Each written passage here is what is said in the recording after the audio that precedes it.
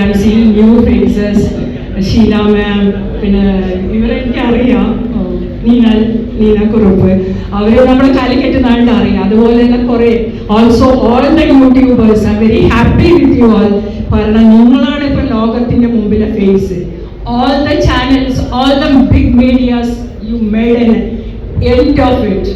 See a small and can do something big എന്നുള്ളതാണ് നിങ്ങളിലൂടെ നമ്മൾ ലോകത്തിന് കാണിച്ചു കൊടുക്കണം. നിങ്ങൾക്കത് ചെയ്യാൻ പറ്റുന്ന ഈ ലോകത്തിലേക്ക് എത്തിക്കുക, ഇതുപോലെയുള്ള നല്ല സ്റ്റോറികൾ ജനങ്ങളുടെ മുമ്പിൽ എത്തിക്കുക. കാരണം നമ്മൾ പറയും പിന്നെ മാധ്യമ സ്വാതന്ത്ര്യം, ആ മാധ്യമ സ്വാതന്ത്ര്യത്തിൽ നമ്മൾ ചെയ്യേണ്ട കാര്യങ്ങൾ, ഏറ്റവും നല്ല സന്ദേശങ്ങൾ.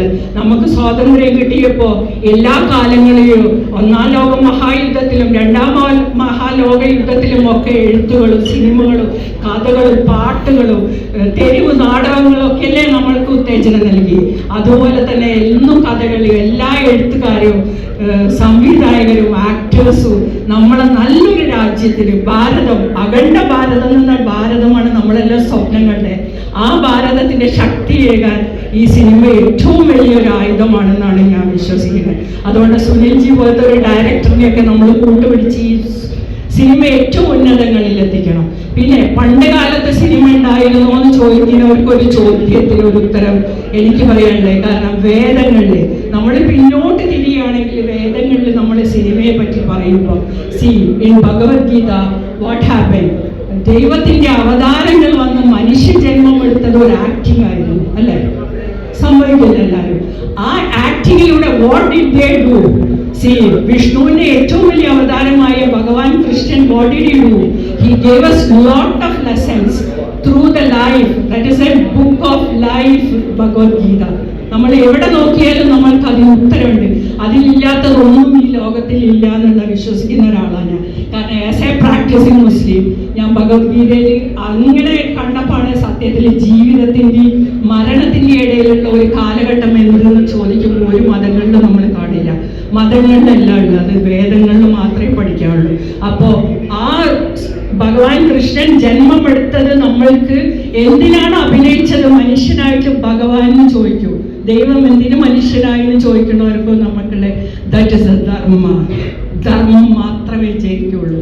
അപ്പം നമ്മുടെ ഓരോരുത്തരുടെ ധർമ്മവും നമ്മൾ ശക്തമായിട്ട് എടുത്ത് നമ്മുടെ ജീവിത സാഫല്യം എടുക്കേണ്ടത് വളരെ നമ്മുടെ ധർമ്മം, ഓരോരുത്തരുടെ സിംഗിൾ ധർമ്മം. അപ്പോൾ all the best for the cake story and all the best for all my friends here. Thank you so much. Thank you. Good evening to all. I'm very happy to join this family, Cake family, because Sunilji is a very good friend of mine. Through my party only, through my general secretary, his close friend, and that day onwards we are like family. Wherever we meet, we are like that. So that family is jointly made a cake for us.